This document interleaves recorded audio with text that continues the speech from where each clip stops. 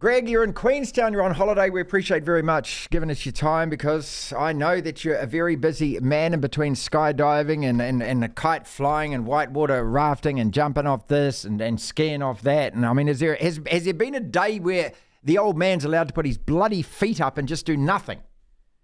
No, I'm wrecked. I used to think that the 9 previous World Cups I was at were harrowing for the body, but this one, the first time I've got my family involved, I've decided, as you know, to save money instead of going to France and come to Queenstown. My God, what a place! There's no poolside sipping pina coladas down here in Queenstown. It's go, go, go. Great joint. But when you fly in, though, isn't it breathtaking, mate? I mean, they call the Remarkables for a reason, because they're remarkable.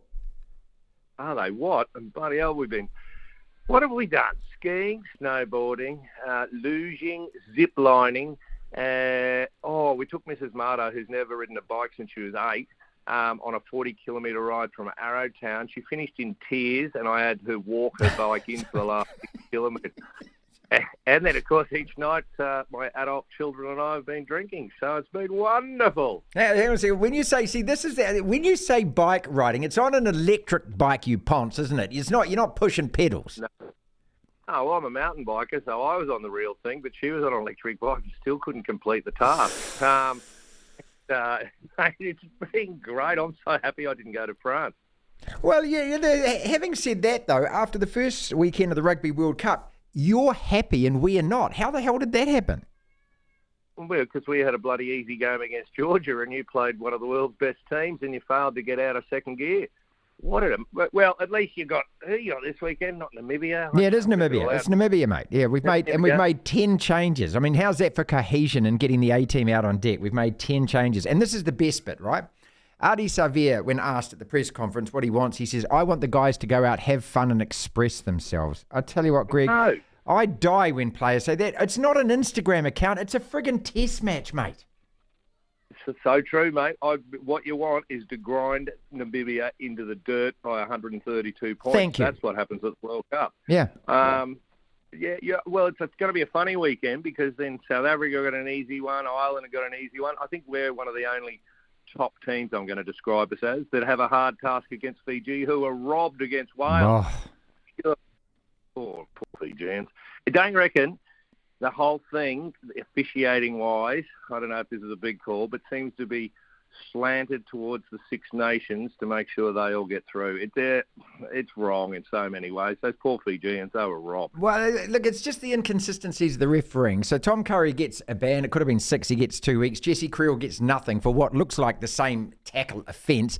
Yeah. And then the Fijians, Wales get warning. The Fijians go up the other end, man, guy in the bin. Yeah, look, I know it's a conspiracy theory, but evidently there is aspects to it which have got to be questionable. Well, and you can't do anything about it because you can't question anything because Rugby World Cup, the only thing they have changed for the second weekend is we're not going to do those stupid national anthems with the school kids. Sounded like a good idea for diversity before the tournament started, but rugby's about passion and anthems and all the rest of it.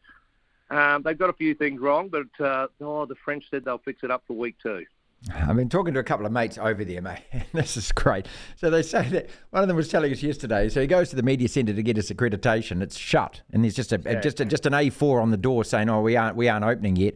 But hang on a second, the tournament started, so they'd catch a train down to Saint Etienne an hour later. That office says, "Oh no, you got to go back to Paris." You know how the French do it, mate.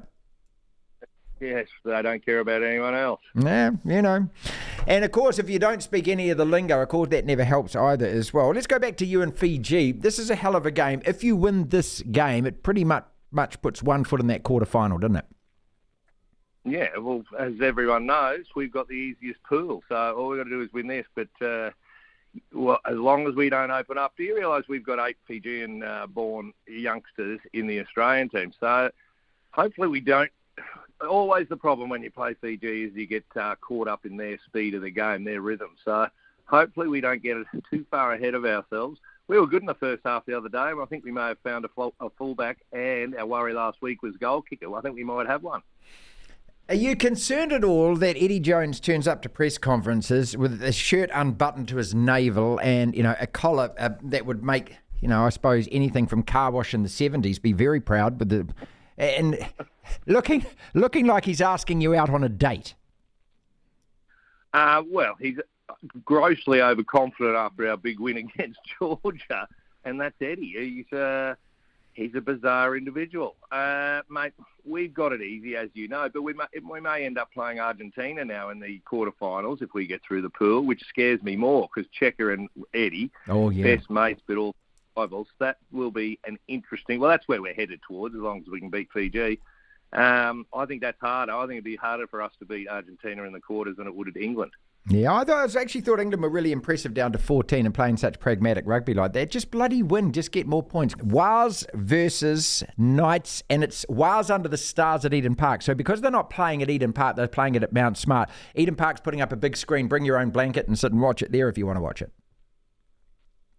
Oh, I didn't realise they changed stadiums, but they'll still all bring their flags. Is there, what is it with rugby league teams? Penrith? I've worked out Penrith, the Knights and the Warriors. No one owns more flags in the crowd. It doesn't happen at rugby games. What is it about the leagueies and their flags? Oh, look at what we're waving. Mate, the Wars will win that quite easily because that home factor is just incredible. I know they were disappointing the other day. They came back and said, no one will beat Penrith, maybe the Broncos, but the Wars are riding a good roller coaster, mate. It's pretty good. Are you allowed to, on holiday, park up and watch all of these games? Mrs. Marto, am I allowed? Yes, I am.